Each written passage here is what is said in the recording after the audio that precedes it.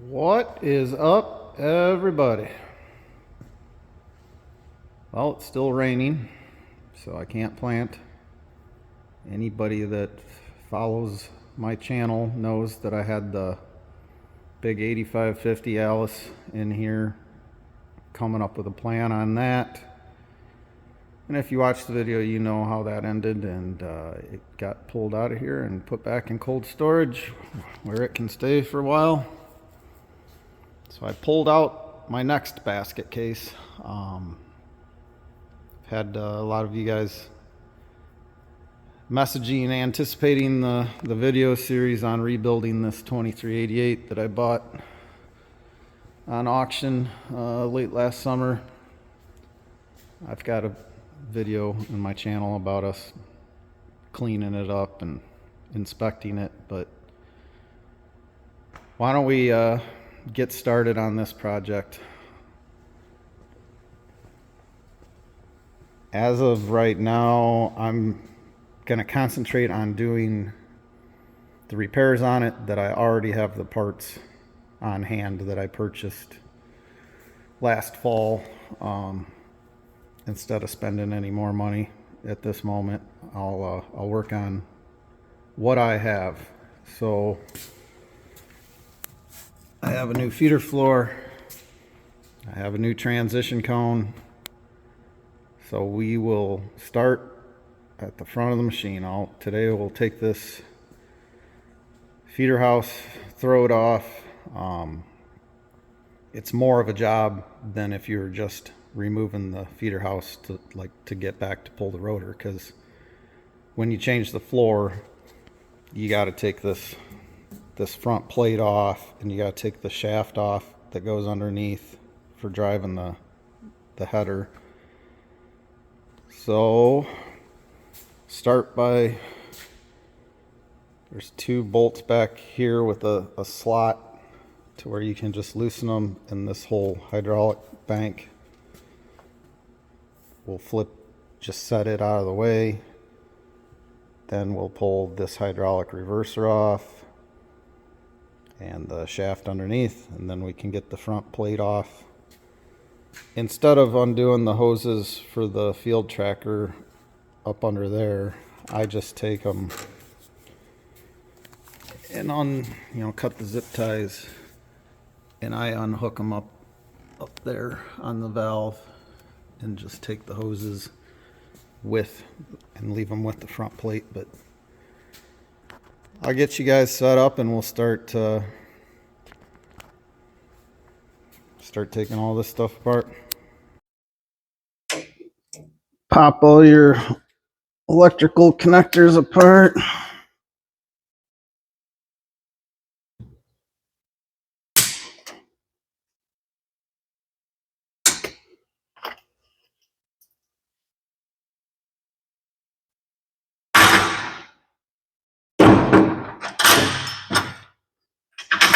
Get this thing out of our way.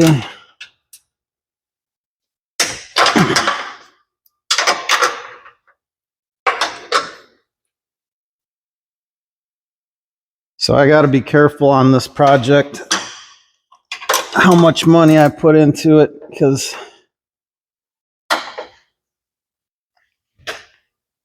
I was thinking about completely rebuilding this and selling my 7230 flagship and continuing my quest of getting out of debt. But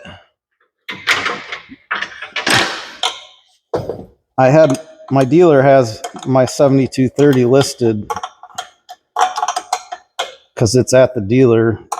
I do the inspection deal every year where they take it to them after fall. They clean it up, store it, and then over the summer they'll inspect it, and if I want them to do the repairs, I have them do it. Otherwise, I bring it home and do them. But since it's sitting there, I've had it on consignment for the last handful of months, and no takers so far. I mean, I don't think anybody's spending money in the ag world right now. So probably going to keep my nice combine, but I can't rebuild this thing front to back and make profit on it. So I'm going to rebuild the main things to make this thing able to go to the field, but I'm not going to replace every single thing that is in question on it.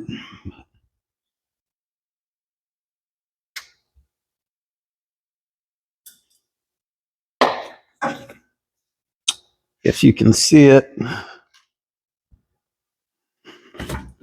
this potentiometer here, there's one on each side. You got to unhook the connector, but you also have to unhook the linkage. And when you have that unhooked, swing this sensor arm back and forth, because a lot of times these will get water in them and then it'll freeze up in there. And this rod just breaks the weld on the shaft, and instead of the potentiometer moving, this is just pivoting on there. One of these is to trigger your yield monitor to record or to shut off, and the other one's for your header height control. I'm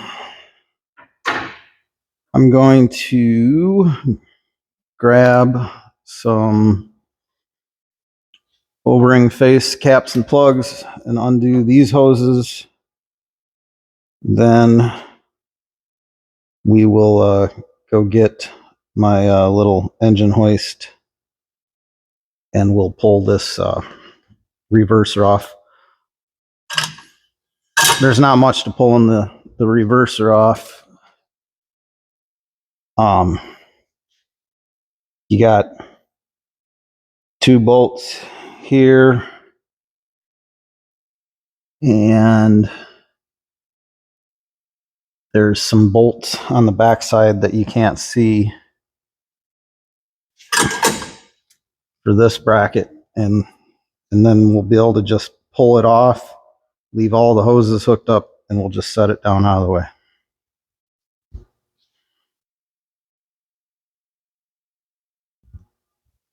All right, I got the 3 bolts out that hold the reverser. I got the 2 hoses zip tied to the front plate for the field tracker. I took the rock trap chain off, and what I was saying on these potentiometers, this should move real easy. I can barely move it. So that's shot. We got 2 P clips here to take off so these hoses have more room to move.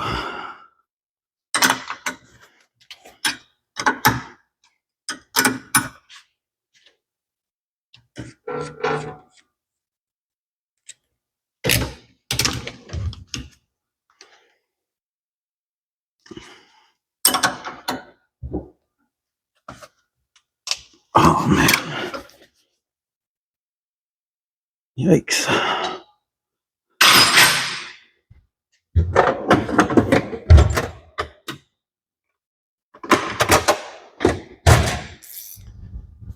These 23 series combines, they're just amazing machines. It's like fairly easy to work on. They're just really good combines. I have worked on a pile of these things over the years. Huh. Well, it would have been a lot easier to just pop that off, considering there wasn't any nuts underneath the bolts of that bracket.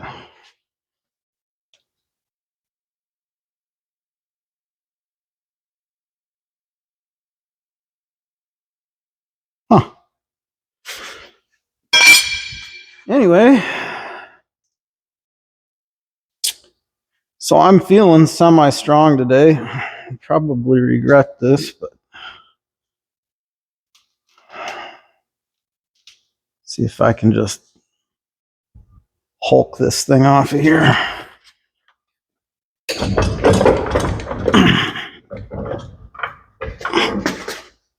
Yeah.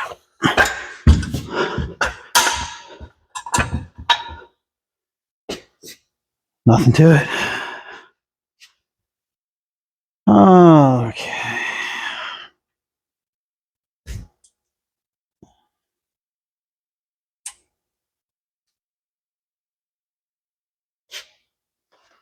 So now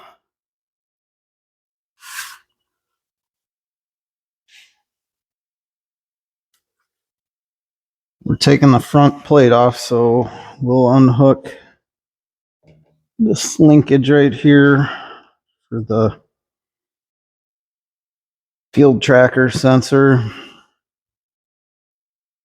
Let's loosen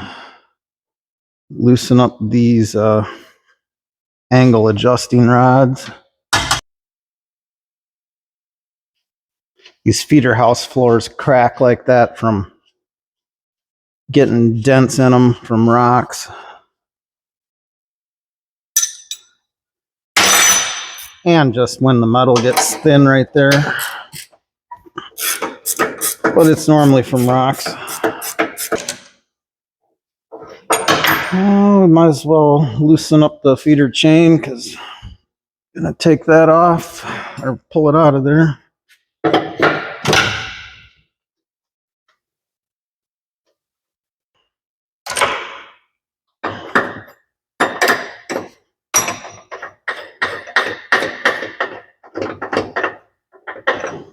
The other nice thing about these combines versus the flagship series, you can get parts for these aftermarket. Like, there's a huge aftermarket world for these parts instead of paying Case IH's prices. But with the flagship combine, there's not a ton of aftermarket world for the parts.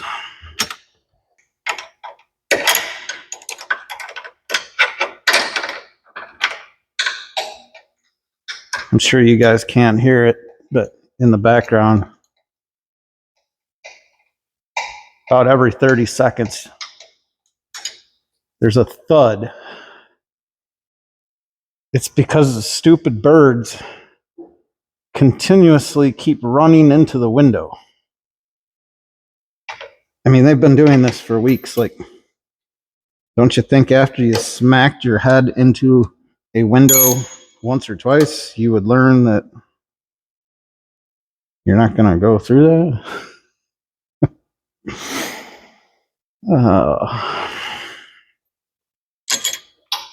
Some days I feel about that smart. All right, so for the front plate, hopefully you guys can see here. You got the field tracker,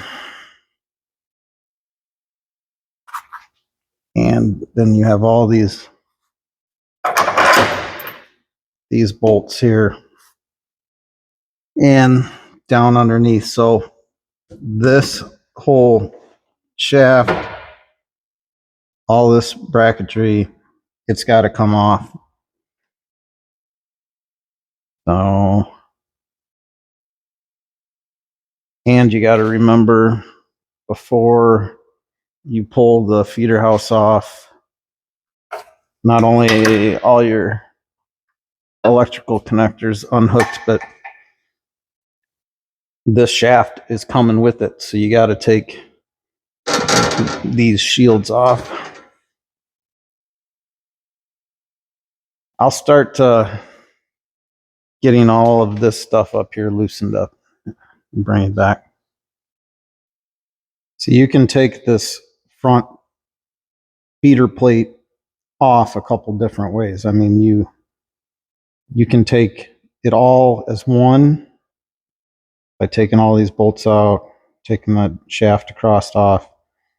In that case, you wouldn't have to unhook this because it'd stay with it. But I'm taking the front field tracker plate off first, and then I'll take that plate off because see these poly slides in here? That's what it pivots on. I'm going to end up replacing them. So I'm taking this front piece off first. So you've just got bolt here and a bolt here, and then you got to take this pivot bolt out, and then this front plate will lift off of there. So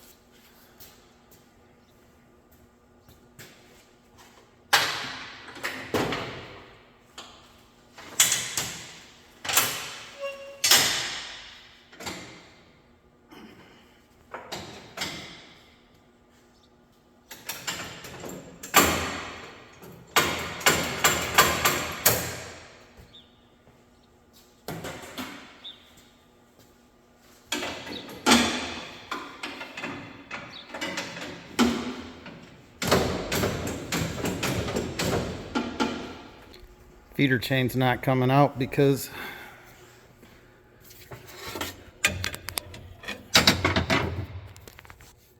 this link right here is completely froze stiff on a 90 degree.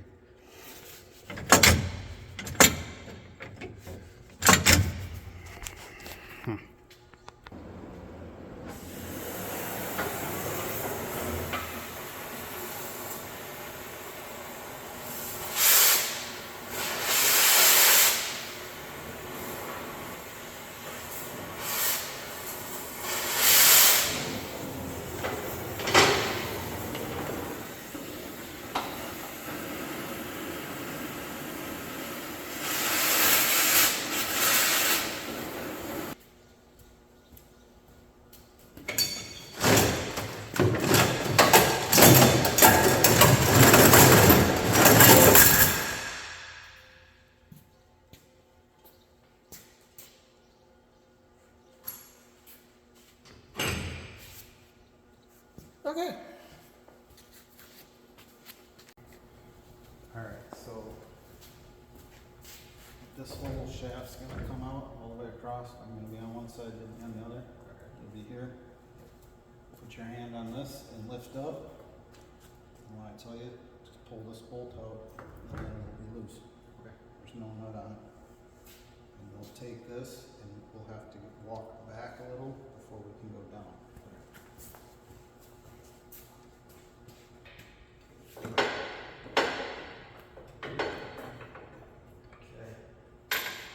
Yep. Let's go out the front. Lift it up. Set it on the ground right here. Okay, thank you.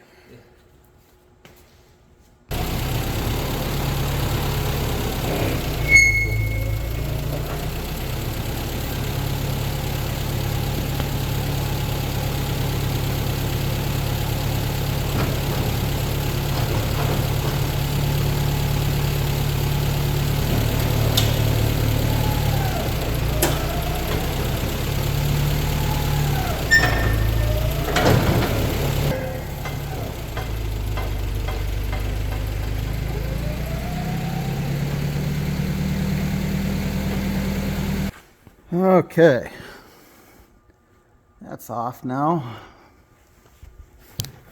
See that plastic wear pad?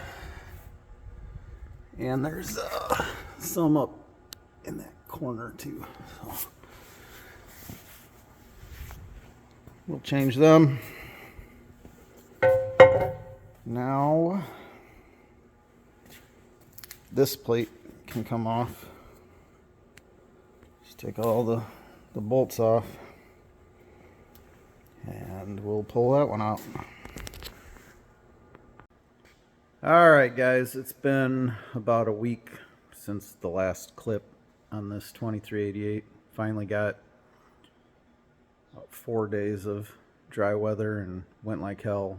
I got, I think, about 700 acres in the ground, so it was a really good start, but I want to finish up a video so you guys have something to watch this weekend. Let me know in the comments if this video has been way too in-depth. Like, if you guys like seeing that step-by-step how to do all of this, or if you kind of want just like the short form version of it. But I had, when I was just putting all the clips together, I had like a 15-minute clip of me taking apart everything over here, and it had no audio. You got just the belt here to take off, the belt there to take off. Earlier in the video, I showed how that potentiometer on that side was like froze up. That's how easy they're supposed to move.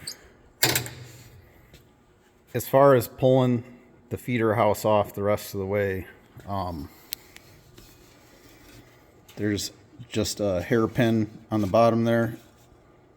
You pull this out, and then there's like a metal block up in there that I can't show you. Obviously, have the forklift stuffed in here, and you lift the weight up to be able to pull these pins to drop the lift cylinders down. And that's about all there is of getting the feeder house off. But I'm gonna pull this plate because in order to change the floor, this floor like curves in the front here. So it's curved down behind this plate. I'll set you up on the tripod quick, and I'll pull this drum out. It's ready to come out. Normally the feeder chain links have cut big grooves into these drums. Well, somebody has already welded, you know, this is an extra band of steel around it that's been welded on there, so that's good. But the bolt on this side that goes through here and through the arm of the drum, it's kind of like in a banana shape. So that's bent. But I'll finish this video out by we'll pull this drum out, and I'll show you some stuff to look at on these drums and the arms, and then I'll probably edit this up and call it a video. But honestly, if you guys like this and you want me to go through this combine in this kind of detail or not, just let me know. Please smash the sub button, comment. Really like to see this channel grow some more. So I'll set you up and we'll pull this out.